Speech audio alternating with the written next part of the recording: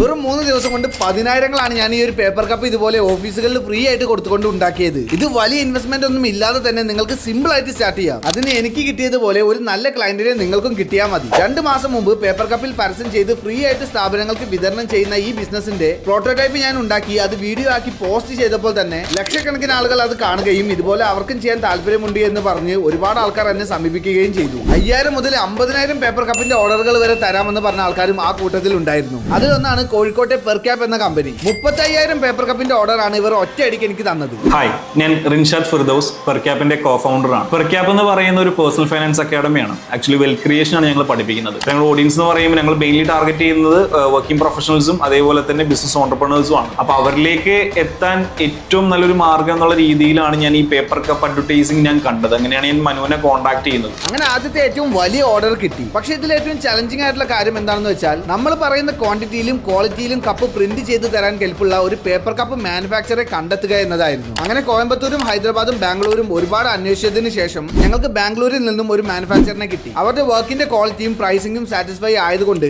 മൊത്തം ബിൽ എമൗണ്ടിന്റെ പകുതി ഞാൻ പെർക്യാപ്പ് കമ്പനിയിൽ നിന്നും വാങ്ങി അവർക്ക് അഡ്വാൻസ് ആയിട്ട് കൊടുത്തു. പക്ഷെ അതിനുശേഷം സംഭവിച്ചതാണ് ഈ ബിസിനസ്സിൽ ഞാൻ ഏറ്റവും അധികം പെട്ടുപോയ നിമിഷം.